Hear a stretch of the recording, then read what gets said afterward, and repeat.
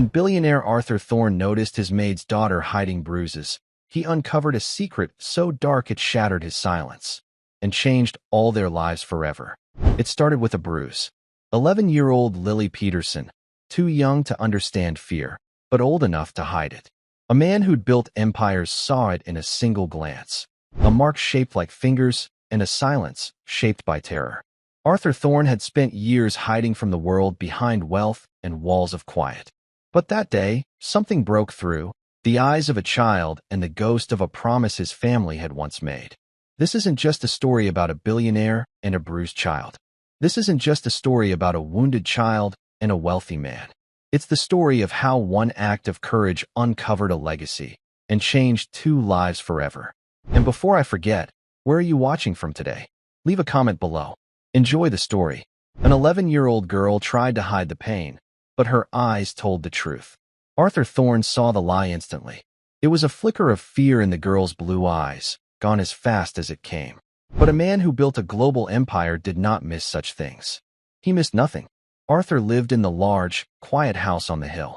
The neighbors thought he was a retired professor, perhaps a reclusive writer. He liked it that way. He wore simple sweaters and drank instant coffee. This quiet life was a shield. It hid the man who commanded boardrooms and shaped markets. It hid his billions. His maid, Sarah, was a quiet woman. She came 3 times a week. She cleaned with a desperate, nervous energy. She never spoke unless spoken to. Her daughter, Lily, often came with her after school. Lily was a small girl for 11.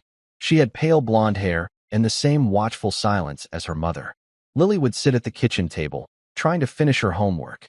But today, Sarah was behind schedule. Lily, trying to help, was dusting the low shelves in the study. Arthur sat in his worn leather chair, a book open on his lap. He wasn't really reading. He was watching the dust motes dance in the late afternoon sun. "Lily, be careful with that," Sarah said. Her voice was sharp with worry. "I am, Mom," Lily whispered. Lily reached for a small, framed photograph on the bottom shelf. As she stretched, the long sleeve of her worn sweater slipped. It pulled back just an inch, past her wrist. Arthur's eyes narrowed. A dark, ugly bruise stained the girl's thin forearm. It was a terrible, sickly purple. It was shaped almost like fingers. Lily saw him look. She flinched. It was a small, fast movement, like a startled animal. She yanked her sleeve down.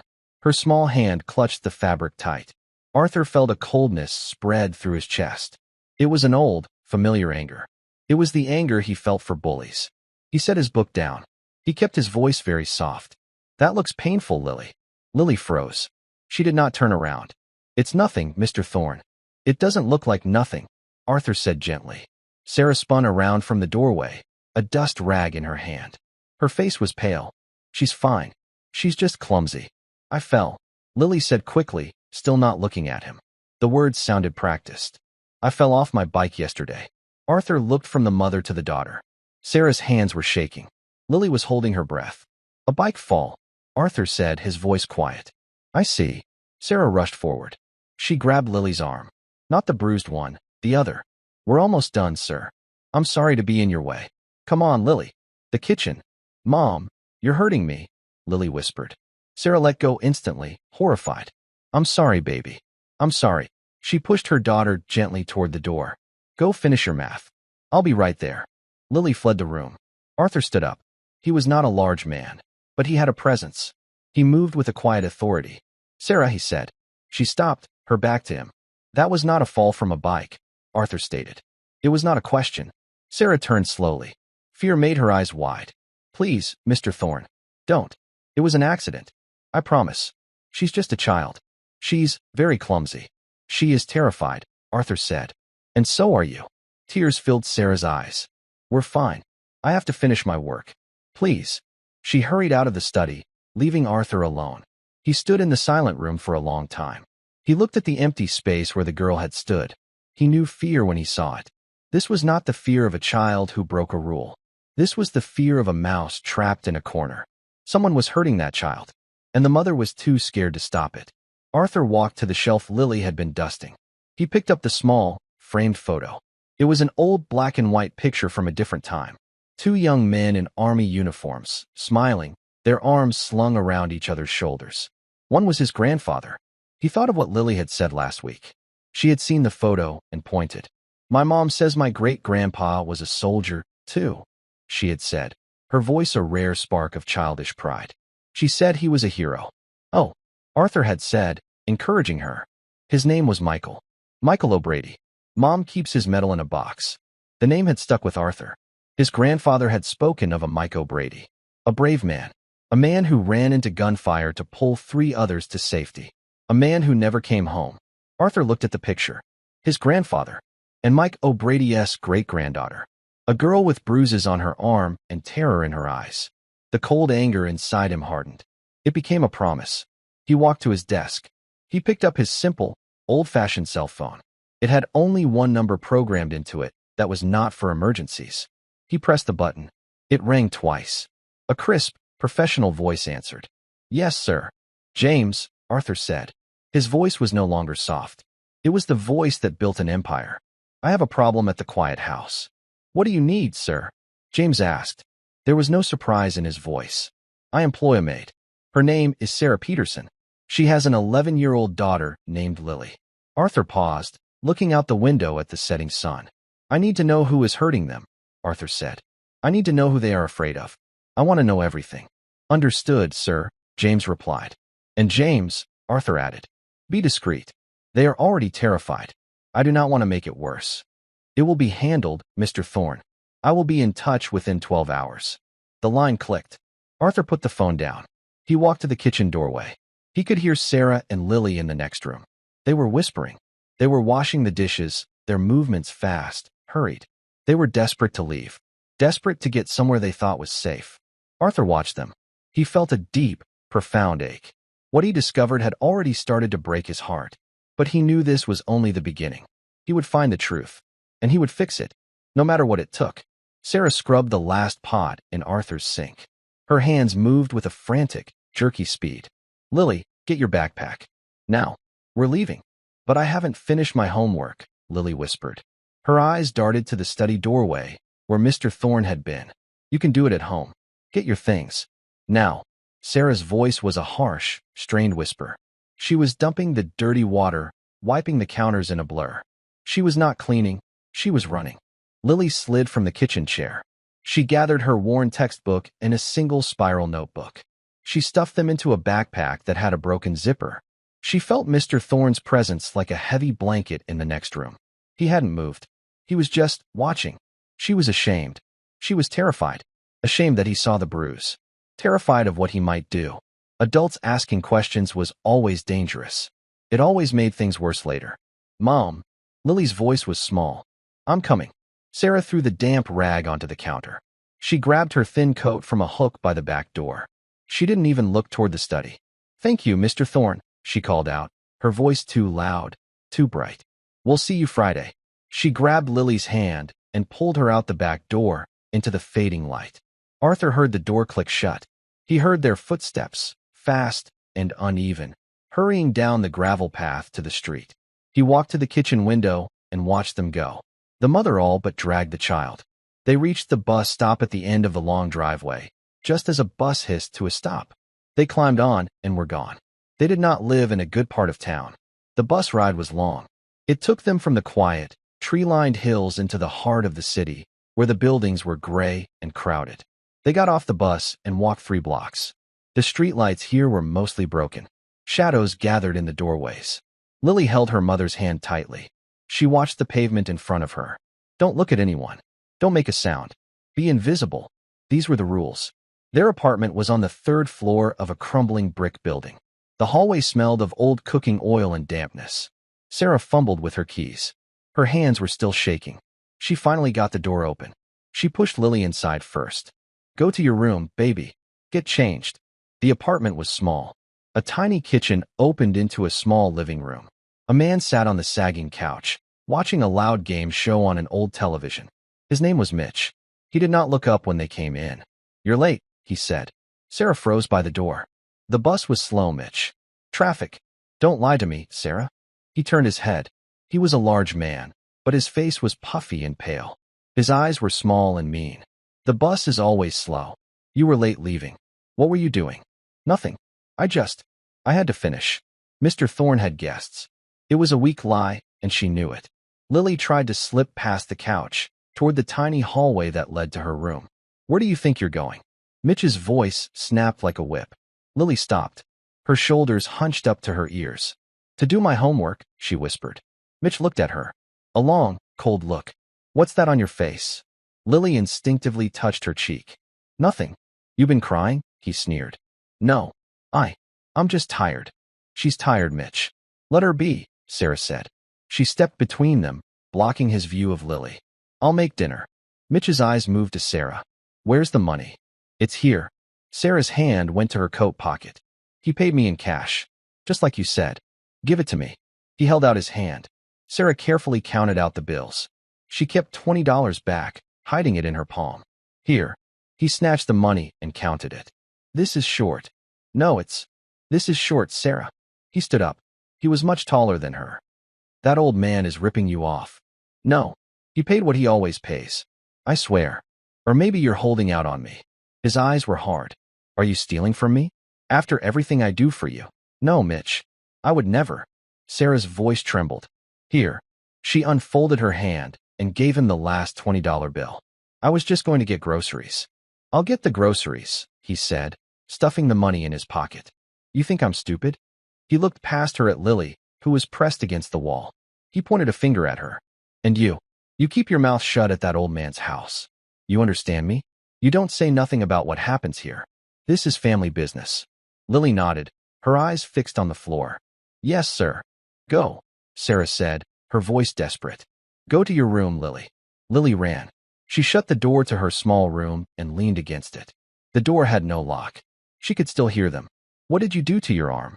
Mitch's voice was low and suspicious. Lily hadn't realized. He was talking to her, through the door. She opened the door a crack. What? Your arm.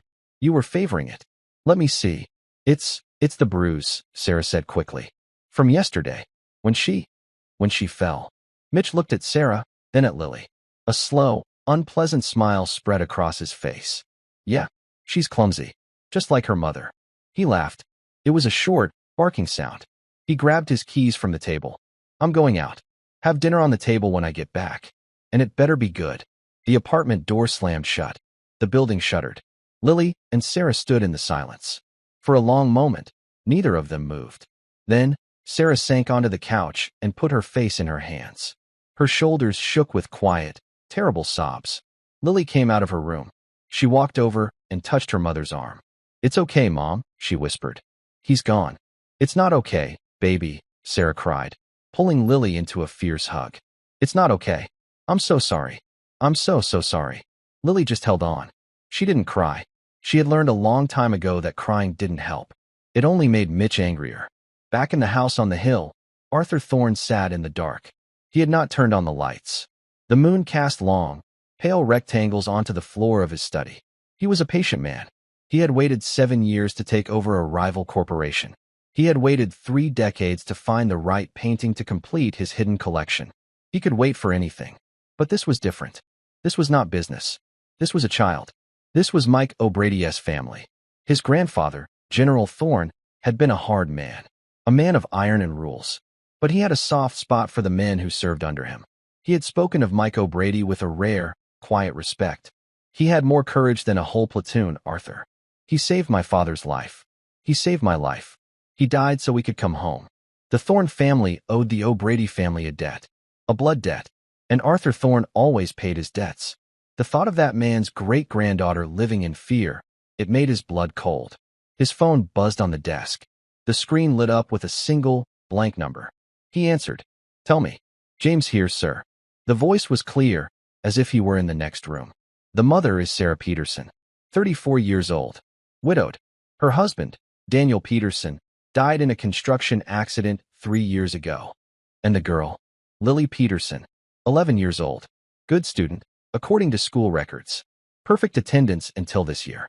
She has missed 12 days in the last 3 months. Who is he? Arthur asked. His name is Mitchell Haas. Mitch, 38. He moved in with them 6 months ago. He has a record, sir.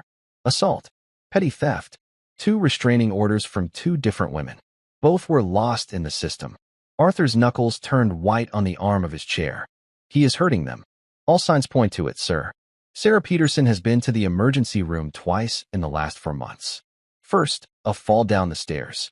Second, food poisoning. The second visit was 2 days ago. Food poisoning? Arthur asked, his voice sharp. She was treated for a broken rib, sir. Arthur closed his eyes. The quiet, terrified woman. The clumsy child. He's controlling their money, too. James continued. Sarah used to deposit her paychecks. For the last 5 months, she has cashed every one. There are payday loan applications in her name. All recent. Mitch Haas has no official employment, but he spends money. At bars. At a local betting shop. He is bleeding them dry, Arthur said, his voice a low growl. Yes, sir. But there is something else. Something you asked about. The girl's family, Arthur said. Yes, you were correct. Lily's great-grandfather was Corporal Michael O'Brady. He was killed in action in 1944. He was in the same unit as your grandfather, General Thorne. He was awarded the Medal of Honor, posthumously. Arthur let out a long, slow breath. So it is true. It is, sir.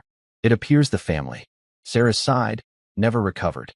They were given the medal, but no real support. It's been a long line of bad luck and poverty ever since. Sarah is the last of them. Arthur looked at the photograph on his shelf. The two smiling young men. One had gone on to build a legacy. The other had left behind a legacy of sacrifice. And now, his last living relative was being beaten in a third-floor tenement. James, Arthur said. Sir, I am going to end this. I want you to find me a way that is legal, a way that is permanent, and a way that protects the mother and the child. Mitch Haas is a violent man, sir. He will not let go easily. I am not a violent man, James, Arthur said, standing up. He walked to the window and looked out over his quiet, peaceful neighborhood. But I am a very, very powerful one. Find me a weakness. Find me a hook. Find me something he values more than his control over them. Money, James suggested. Everyone values money, Arthur said. But men like Mitch, they value power more. Find me the source of his power. And find me a way to take it away. I will get on it immediately, sir. One more thing, James. I want eyes on that apartment. Now. Tonight. I want to know if he lays a hand on either of them again. It's already done, sir. A team is in place. Good. Arthur hung up. He stood by the window for another hour. He was no longer a reclusive writer. He was Arthur Thorne, and he had a war to plan. The next 2 days were a blur of cold fear for Lily. Mitch was home. He was always home. He sat on the couch, the television blaring. He drank beer from a can, leaving the empty ones on the floor. He watched Sarah's every move. You're sweeping too loud, Sarah, he'd grumble. Can't you do anything right? Sorry, Mitch. I'll be quieter. Lily stayed in her room. She tried to read her school books. The words blurred on the page. She could hear every sound in the small apartment. The clink of a beer can opening. Mitch's heavy footsteps. Her mother's quiet, frightened apologies. She had to go to school on Wednesday. Her mother walked her to the bus stop. Sarah's eyes were puffy. She had a new, faint bruise on her cheek. She had covered it with makeup, but Lily could see the yellow-green stain beneath. Be good, baby, Sarah whispered, pulling Lily's hood up to guard against the cold wind. Don't talk to anyone. I won't, Mom. I love you. I love you too. At school, Lily felt invisible. She sat in the back of the classroom. Her teacher, Mrs. Gable, was talking about a history project. You will work in pairs, Mrs. Gable announced. You will research a famous figure from American history. The class buzzed with excitement. Children started pairing up. Lily sank lower in her chair. She had no friends. No one ever picked her. A girl with bright red pigtails, named Emily, turned around. Do you want to be my partner? Lily was so surprised, she couldn't speak. She just nodded. Great. Emily smiled. We can work at my house after school. My mom makes great cookies. Lily's stomach twisted. I can't. Emily's smile faded. Why not? I have to go right home. My mom needs me. Oh, okay. Emily looked disappointed. She turned back around and asked the boy next to her. Lily stared at her desk. She felt a sharp, stinging in her eyes. She wanted to go to Emily's house. She wanted to eat cookies and work on a project. She wanted, just for one afternoon, to be a normal kid. But she couldn't. It was not allowed. Asking Mitch would be a disaster. She spent the rest of the day silent, just as she promised her mother. When she got home, Mitch was in a worse mood. The television was off. The apartment was dangerously quiet. Where's your mom? He snapped. I don't know, Lily whispered. At the store? She's been gone an hour. An hour to get milk. He paced the small living room. She's probably calling someone. Talking about me. She wouldn't, Lily said, her heart hammering. What do you know? He sneered. He grabbed her backpack and dumped it on the floor. Her books and papers scattered. Homework. Pathetic. He picked up her history book. Famous figures. You know who was famous? My old man. He could have been a pro boxer. He taught me how to fight. Lily just stood there, shaking. Pick it up, he ordered. All of it. And you. You tell me if she calls anyone. You tell me if she says anything. You're my little spy now. Got it? Yes? She whispered, kneeling to gather her things. Or what happens to her? Happens to you, too. The door opened. Sarah rushed in, carrying a small paper bag. I'm back, Mitch. I'm sorry. The line was so long. Mitch turned to her. He smiled his slow, cold smile. We were just talking about you, weren't we, Lily? Lily scrambled to her feet and ran to her room. She hid her face in her pillow. She didn't want to hear what came next. The next day, Thursday, Arthur Thorne sat in his study. He was not reading. He was waiting. His phone rang at exactly 10 a.m. James. Sir, I have what you need. James's voice was calm, but there was an edge of satisfaction. Mitchell Haas has a significant gambling problem. I assumed as much, Arthur said. Who is he in debt to? A local bookie named Silvio Rossi. Not a major player, but a dangerous one. He runs a loan shark operation out of the back of his sports bar. Our friend Mitch owes him nearly $8,000. And he was supposed to pay it back 2 days ago. Arthur felt the first click of a lock falling into place. So Rossi is angry. Very. My team overhead a conversation. Rossi gave Mitch until this weekend. If he doesn't have the money, his men are going to collect a kneecap. Mitch is desperate. He's been trying to get more payday loans, but he's been blacklisted. This is why he's been terrorizing Sarah, Arthur said. He needs her paycheck. He needs every cent. Correct, sir. He thinks she's his only way out. Arthur drummed his fingers on his desk. He thought of the bruises, the broken rib, the terror, all for a few $1,000s to pay a cheap crook. It was pathetic. It was sickening. What else, James? This is the interesting part, sir. Silvio Rossi. He's ambitious. He wants to expand. He's been trying to get a loan to buy the building his bar is in. He wants to go legitimate. But his credit is terrible. No bank will touch him. Arthur leaned forward. A man who wants to be a legitimate businessman. Exactly. He's trapped in his small, violent world, but he wants out. A plan formed in Arthur's mind. It was complex, like his business deals, but it was also simple. It was about leverage. James, Arthur said, I have a new corporation you are going to form. A real estate holding company. I want you to buy that building. Today. There was a half-second pause on the line. By the yes, sir. I'll find the owner. You'll find the owner is in default on his own mortgage. You will buy the debt from the bank for pennies on the dollar. You will own the note by 5 o'clock today. Silvio Rossi's building will belong to us. And then, sir? Then, Arthur said, you will arrange a meeting. Not with Mitch. I don't want to talk to that animal. I want to talk to Mr. Rossi. You will tell him that his new landlord wants to discuss his lease. And his future.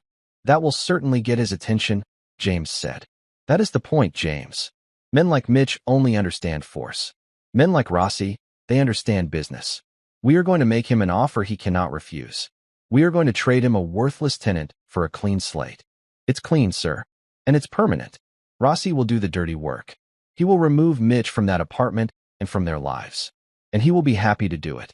See that it is done, Arthur said. He hung up the phone. He felt no victory. Only a cold, hard resolve. He was using a shark to get rid of a parasite. It was not clean, but it was necessary. He looked at the photo of his grandfather and Mike O'Brady. We are paying the debt, Michael, he whispered to the picture.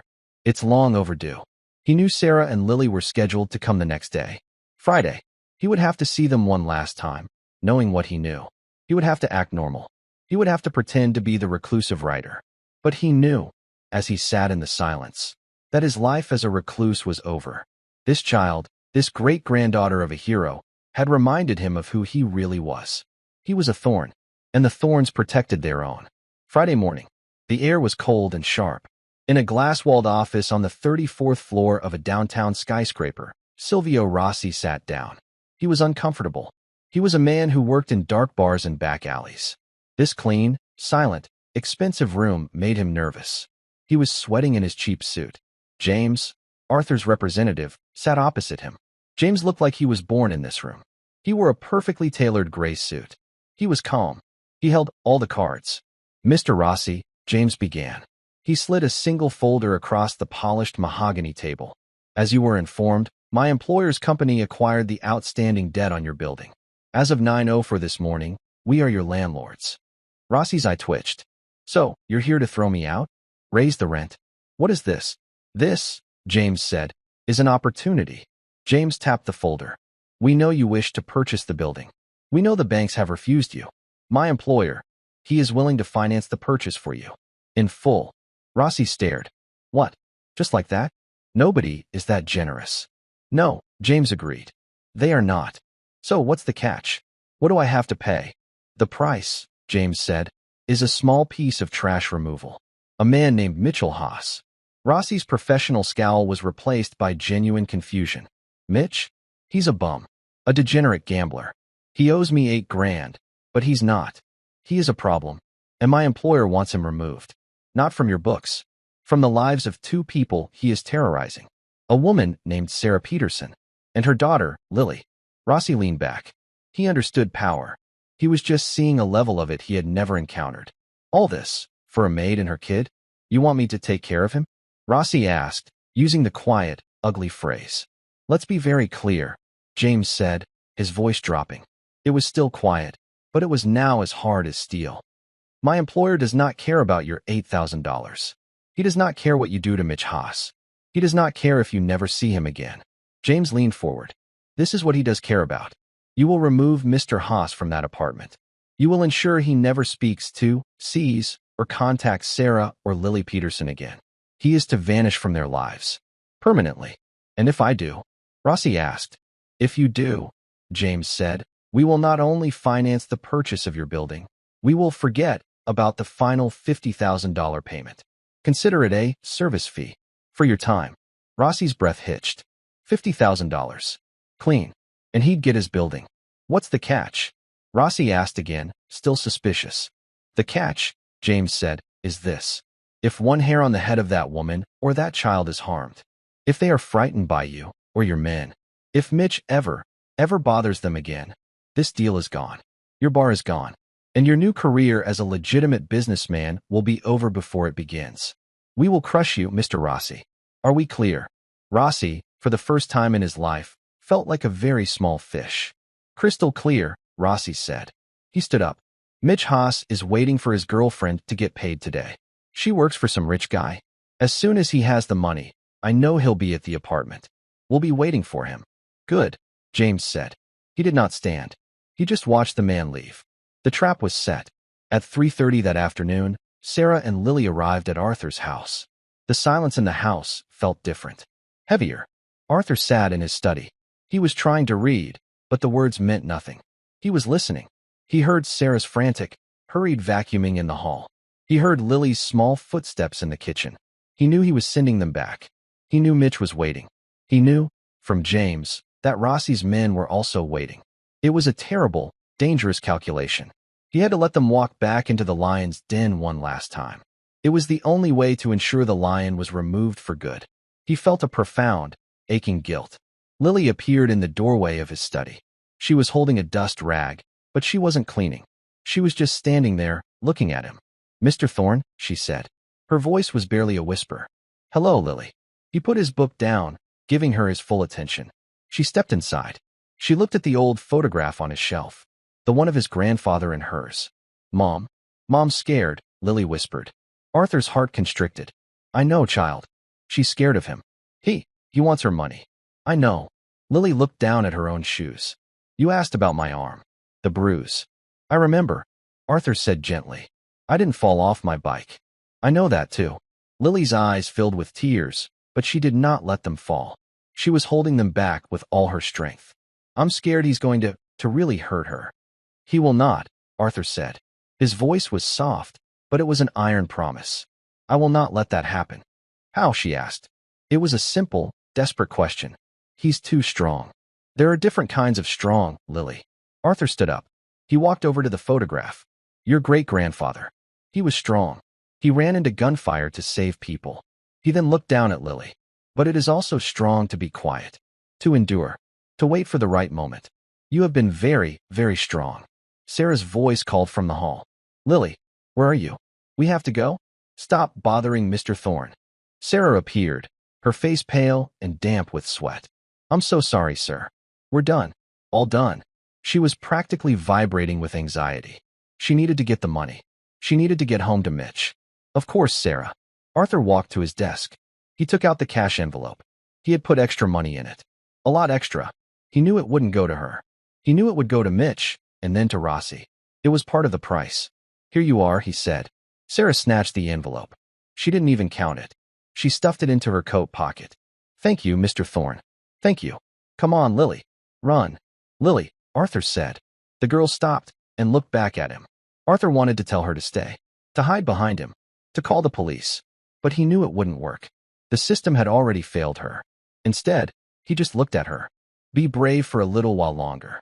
Everything is going to change. Lily stared at him, her blue eyes wide. She nodded, just once. Then she ran after her mother. Arthur watched them hurry down the gravel path. He stood by the window until the bus came. He watched them climb on. He was sending a soldier's descendant back into battle. His phone buzzed. It was James. They are on the bus, sir. Mr. Rossi's team is in place. It will happen within the hour. Stay on it, James, Arthur said. I want to know the second they are safe. Understood. Arthur hung up. He looked at his quiet, empty, comfortable house. And he had never felt so cold. The bus ride was a silent agony. Sarah tapped her foot, her hand squeezing the envelope in her pocket. Lily sat beside her, rigid as a statue. When they got to their street, they could see their apartment building. It looked dark. Okay, baby, Sarah whispered. Here's what we do. We go in. I give him the money. He's going to be angry. You go right to your room. You put your pillow over your head. You don't come out. No matter what. Understand. I understand, Mom, Lily said. They climbed the stairs. The hallway was quiet. Sarah put her key in the lock. She pushed the door open. Mitch was there, standing in the middle of the living room. He was pacing like a caged animal. You're late, he yelled. The bus, Sarah stammered. It was traffic. Give me the money. He ripped the envelope from her hand. He tore it open, and the cash spilled onto the floor. He dropped to his knees, his hands shaking as he counted. This is good, he was muttering to himself. This is more. This is good. He looked up at Sarah, his eyes wild with a desperate, temporary relief. You see? The old man likes you. You should have asked him for more. Mitch, please, Sarah begged. Just, let's be quiet.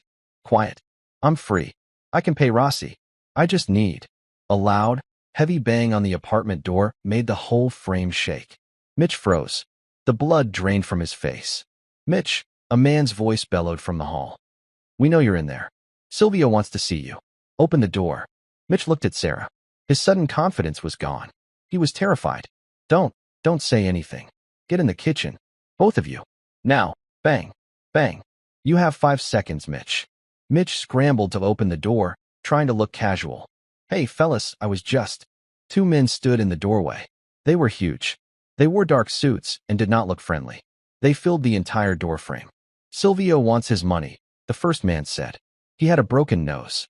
I have it, Mitch said, holding up the cash. It's all here. Well, most of it. I'll have the rest next week, I swear. The first man didn't even look at the money. He looked past Mitch, into the apartment. He saw Sarah and Lily, pressed against the refrigerator. His voice softened, just a little.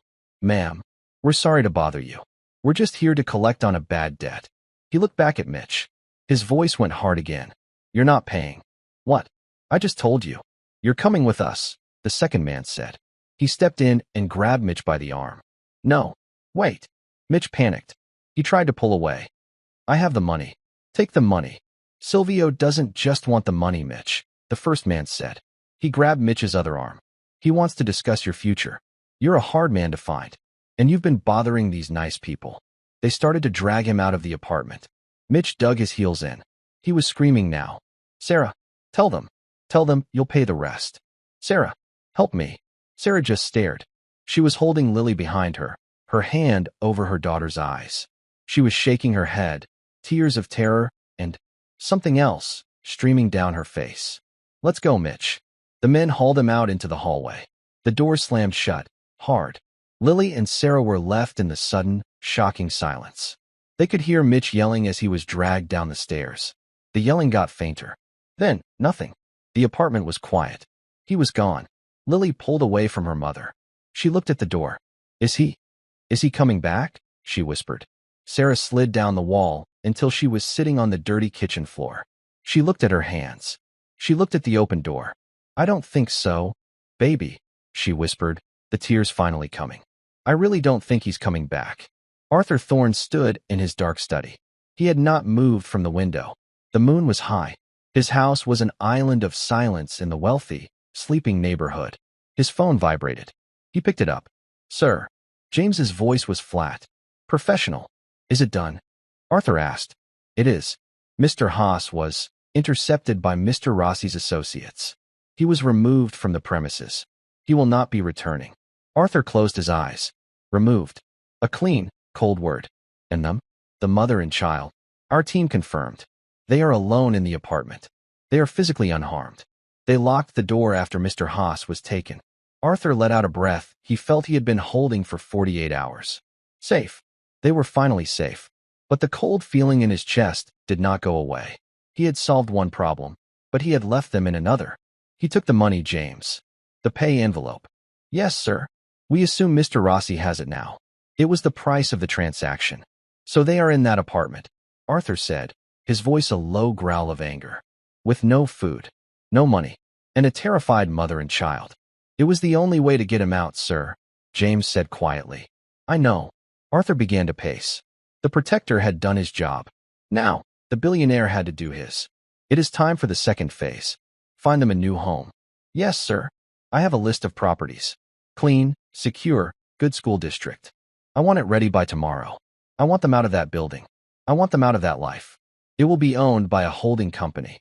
All expenses paid. Understood, sir. And how will we present this to them? This was the delicate part. Arthur stopped pacing. He looked again at the photograph of the two young soldiers. His grandfather. And Michael O'Brady. We will tell them the truth, Arthur said. Or, at least, a version of it. Sir, my grandfather owed that man his life. He spoke of it often. He said he tried to find the O'Brady family after the war, but they had moved. Disappeared. Arthur touched the glass of the frame. We have found them. The Thorne family is paying a debt of honor. It is not charity, James. It is restitution. There was a moment of silence. That is very clear, sir. It will be handled that way. A trust. The Thorne O'Brady Service Fund. Something dignified. Exactly, Arthur said. And James, that medal. The Medal of Honor. Sarah told Lily she keeps it in a box. I want you to find a proper case for it. And I want you to find Michael O'Brady's service records. I want Lily to know who she is. I will see to it personally, sir. I will approach them in the morning. Thank you, James. Arthur hung up. He did not feel like a billionaire. He felt like the grandson of a soldier, finally making good on a forgotten promise. In the third-floor apartment, the silence was deafening. It was a new kind of quiet. Not the tense, waiting silence of Mitch being in the next room. This was an empty, echoing quiet. Sarah and Lily were huddled on the couch. They had not moved for an hour. Mom, Lily finally whispered. Sarah took a ragged breath. Yes, baby. He's really gone, isn't he? Sarah looked at the door. It was still standing. The deadbolt was still shot. Yes, I think he is. Lily processed this. The fear, which had been her constant companion for 6 months, slowly began to recede. It left a cold, empty space. Mom, I'm hungry, Lily said. Sarah's heart shattered. The relief was gone, replaced by a new, more familiar panic. Poverty. She got up and went to her purse. She dumped it on the kitchen counter. A tube of chapstick. A few old receipts. 3 quarters and a dime. She opened the refrigerator. A half-empty bottle of ketchup. A single, old carrot. She had no money. Mitch had taken everything. She had no one to call. She had no one in the world. She had saved her daughter from a monster, only to realize she could not even give her dinner. Oh, baby, Sarah whispered, and for the first time, she truly broke. She leaned against the counter and wept. Not the quiet, hidden sobs of before. These were loud, gut-wrenching sobs of despair. Lily ran to her. wrapping her thin arms around her mother's waist. "It's okay, Mom. It's okay. I'm not that hungry. It's not okay," Sarah cried, holding her daughter. "It's not. I'm so sorry, Lily. I failed you. I failed you." "You didn't," Lily insisted, her own voice thick with tears. "You're brave, Mom. You're so brave." They held each other in the cold, dark kitchen. There was no plan. There was no food. There was just the end of the line. They eventually fell asleep on the sagging couch, huddled together under their one thin blanket. The next morning, Saturday, Sarah woke to a city noise. A truck beeping. Birds. No loud television. No angry voice. She felt a moment of pure, light-headed peace. Then, a sharp, polite knock on the apartment door. Sarah's entire body went rigid. The fear was back, instant and total. "Who is it?" she called, her voice shaking. "Mrs. Peterson?" A calm, male voice. A voice she did not know. "My name is James. I'm an associate of Mr. Arthur Thorne. May I please have a word with you?" Lily was awake, her eyes wide. "Mr. Thorne?" Sarah crept to the door. She looked through the peephole. She saw a man in a dark, expensive-looking suit. He held a briefcase. He looked kind. Not like Mitch. Not like Rossi's men. She fumbled with the chain and the deadbolt. She opened the door a few inches. "Mrs. Peterson," the man said, giving her a small, respectful smile. "I'm sorry to intrude. Mr. Thorne was worried about you. He sent me." "Worried? What?" Sarah asked. "This may seem unusual," James said, "but I am here to speak to you about your great-grandfather, Corporal Michael O'Brady." Sarah just stared at him. Of all the things she expected, this was not one of them. "My great-grandfather." "Yes. May I come in? I have some good news for you." She let him in. The apartment was a mess. The cash Mitch had dropped was still on the floor. James pretended not to notice. He set his briefcase on the small, wobbly kitchen table. "Please sit down," he said. He spoke to them for 20 minutes. He spoke of a man named General Thorne. He spoke of a battle in 1944. He spoke of a hero named Michael O'Brady who saved the general's life, and many others. "The Thorne family has been trying to locate Corporal O'Brady's descendants for decades," James explained. His voice was warm and sincere. "There was a trust established for the families of the general's unit. We lost your family's line. Until last week." He looked at Lily. When Mr. Thorne heard Lily mention her great-grandfather's name, he made the connection. He was deeply, deeply moved. Sarah was speechless. She was holding Lily's hand so hard. Her knuckles were white. "This is not charity, Mrs. Peterson," James said firmly. "This is a debt of honor that is long overdue." He opened his briefcase. He took out a set of keys. "Mr. Thorne has arranged for a new apartment for you. It's in a safe neighborhood. It's near one of the best schools in the city. The first year's rent is paid. After that, the trust will provide a monthly stipend to cover all your living expenses." He slid the keys across the table. Sarah looked at them. She looked at James. I can't." "You must," James said gently. "It was Michael's sacrifice that allowed the Thorne family to prosper. This is his legacy. This is your inheritance." He then took out a bank card. "This is for immediate expenses. Groceries, clothes, whatever you and Lily need. A car is waiting downstairs. When you are ready, it will take you to your new home." Lily, who had been silent this whole time, finally spoke. Mr. Thorne, he did this?" The man from the house. "Mr. Thorne is a very grateful man, Lily," James said. "He believes in honoring heroes. And he believes you deserve to be safe." Tears were streaming down Sarah's face. But this time, they were not tears of fear. They were tears of disbelief. "Go," James said, standing up. "Pack a bag. Leave the rest. The trust will furnish the new apartment. Just take what matters." He paused at the door. "Oh, and Mr. Thorne had one more request." He reached into his briefcase and pulled out a beautiful, velvet-lined wooden box. Embossed on the top was the seal of the Medal of Honor. "He asked me to retrieve this," James said. He walked over to a cluttered shelf, where a small, tarnished cardboard box sat. He opened it and carefully took out the medal. It was dark with age. "He had this case made," James said. He placed the medal inside the new box, where it rested on deep blue velvet. So Lily would always know what kind of blood runs in her veins. The blood of a true American hero. He handed the box to Lily. Lily took it. It was heavy. She opened it and looked at the medal. She looked at James and then at her mother. For the first time in a year, Lily smiled. The black car was quiet. It did not smell of old food and dampness like the bus. It smelled faintly of leather. Sarah and Lily sat in the back seat. James sat in the front, next to the driver. He had not spoken since he'd helped them with their single, small suitcase. Lily held the wooden metal case in her lap. It was the only thing she carried. Sarah held a worn tote bag. It held their toothbrushes, a change of clothes, and a framed picture of a smiling, younger Sarah holding Lily as a baby. Everything else was left behind. They drove for 20 minutes. They left the gray, crumbling part of the city. The buildings became cleaner. There were trees lining the streets. They passed a park, bright green in the morning sun, with a playground. Lily watched it until it was out of sight. The car pulled up to a brown brick building. It was not a palace. It was not a mansion like Mr. Thorne's. It was just nice. It had clean windows.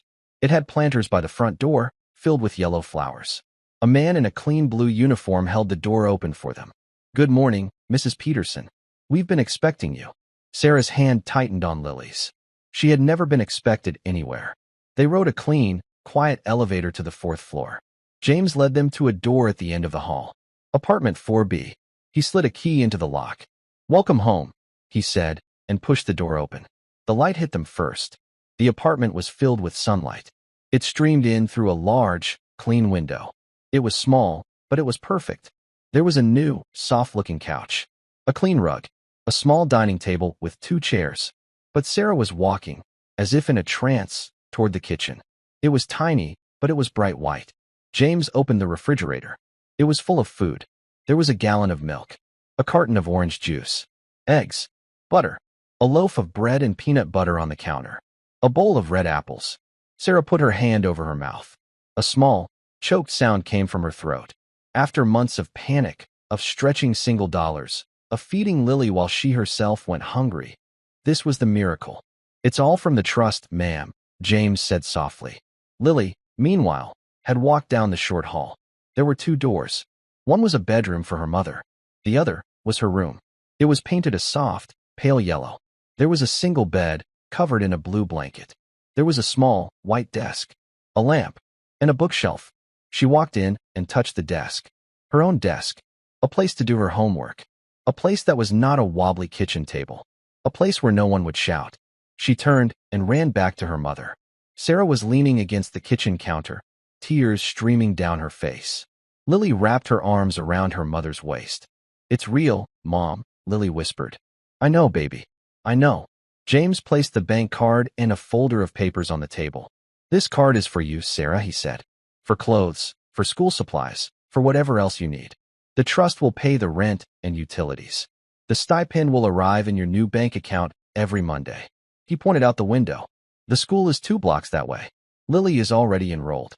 She starts on Monday. She is an excellent student. They are very happy to have her." Sarah finally found her voice. "Mr. James, why? Why is he doing all this?" James's professional manner softened. "Mr. Thorne is a very quiet man, Sarah. He believes in balancing the books. Your great-grandfather gave his life so Mr. Thorne's grandfather could come home. Mr. Thorne sees this as paying an old, important debt." He nodded toward Lily. "He believes a hero's family should be treated like heroes. You are safe now." That is all he wanted. James put his hat on. "I will let you get settled. My number is in the folder. If you need anything at all, you call me." He let himself out. The door clicked shut. The new, strong deadbolt turned smoothly. They were alone. In the bright, quiet, safe apartment. They spent the day exploring. They put the milk in the clean refrigerator. Lily placed the Medal of Honor, in its new, dark box, on her new bookshelf. It was the first thing she unpacked. That night, for the first time in 6 months, Sarah cooked dinner. It was just scrambled eggs and toast. But to them, it was a feast. They slept. They slept without fear. They slept without listening for angry footsteps. For the first time, the silence was not a threat. It was peace. A week passed. Lily started her new school. The children were kind. The teacher, Mrs. Gable, was the same teacher from her old school. She had been transferred here. Lily learned later that an anonymous donation had paid for a new history program and for the school's best teacher to run it. Lily made a friend. The girl with the red pigtails, Emily. She lived in the same building. Sarah rested. The dark circles under her eyes began to fade. The hunted look left her face. She was starting to look like the smiling woman in the photograph again. On a Saturday afternoon, the buzzer rang. Sarah answered. "Hello. It's Arthur Thorne. I was in the neighborhood. I'd like to come up." Sarah's heart jumped. "Of course. Yes. Come up." She looked around the clean apartment, flustered. Lily came out of her room, her eyes wide. "Mr. Thorne?" The knock came. Sarah opened the door. There he was. He was not wearing his old sweater. He wore a dark blue suit. He looked powerful. He looked like the men in the tall glass buildings downtown. James stood behind him, smiling faintly. "Mr. Thorne," Sarah said, her voice shaking. "Please, come in." Arthur stepped inside. He looked around the small, sunny apartment. He nodded, as if pleased with the project. "It suits you," he said. His voice was the same gentle tone she remembered. I don't know how to thank you," Sarah stammered. "What you've done, it is what my grandfather would have demanded," Arthur said simply. He looked at Lily. "How is the new school?" "It's good," Lily said. She was not as shy as before. "I have a friend, and I have my own desk. I am glad to hear it." Lily walked to her bookshelf. She picked up the wooden case and brought it to him. "Mr. James told us about my great-grandfather. And your grandfather." Arthur looked at the case. He was a very brave man. Lily looked up at him. She was only 11, but her eyes were old. She had seen things she should not have. And she, like Arthur, missed nothing. She saw the kind man who listened to her homework. She saw the powerful man in the suit. And she saw the cold anger that had been in his eyes when he first saw her bruise. "You're the one, aren't you?" Lily whispered. Sarah looked confused. "Lily, what?" "You're the trust," Lily said, staring at Arthur. "You're the Thorne O'Brady Fund. It's you. All of it." Arthur Thorne held her gaze. He did not lie to her. He did not treat her like a child. "Yes," he said. "And Mitch," Lily said, her voice dropping. "He's gone. For good." "You did that, too." Sarah's breath caught. She looked at Arthur, a new, dawning comprehension on her face. The men who took Mitch, the timing. Arthur crouched down, so he was eye level with the 11-year-old girl. "Your mother told me you fell off your bike, Lily. I knew it was a lie. You told me you were clumsy. I knew that was a lie, too." He was quiet for a moment. His voice was heavy. "What I saw, what I discovered, it broke my heart. I could not let it continue." He gestured to the medal. "That medal means that your family's blood is the blood of a hero. It is the blood of a man who protected others. I could not stand by while his family was being hurt." He stood up and looked at Sarah. "Mitch Haas was a bad man. He is gone. He will never, ever hurt you again. That is my promise to you both. You are free." Sarah finally understood. This quiet, reclusive man. He had waged a war for them. A silent, secret war. He had used his power, his billions, not for himself, but for them. "You saved us," Sarah whispered, tears filling her eyes. "You saved our lives." "Your great-grandfather saved my family first," Arthur replied. "I am just paying the bill." He turned to go. "James will always be your contact. You have everything you need. Your job, Sarah, is to heal. And your job, Lily." He smiled at her. "Your job is to be 11. That's all. Just be a child. The world is safe for you now." He and James left. Sarah closed the door. She leaned against it. The relief so total, her knees felt weak. Lily walked to the window. She looked down at the park she had seen from the car. The sun was shining. Emily, her new friend, was down there, waving up at her. Lily waved back. She looked at the Medal of Honor on her shelf. Then she looked at her mother, who was, for the first time in years, truly smiling. The bruises were gone. The fear was gone. The heart of the little girl and the heart of the undercover billionaire were no longer broken. They were healing. Together. And that's where we'll wrap up the story for now. Whenever I share one of these, my hope is that it gives you a moment to step away from the everyday and just drift for a while. I'd love to hear what you were up to while listening. Maybe unwinding after work, taking a late-night drive, or simply relaxing. Leave a comment and let me know. I read every single one. And if you'd like to make sure we meet again, hitting like and subscribing really helps. We're always looking to make our stories better, so don't hesitate to share your thoughts or feedback below. Thanks for spending this time with me.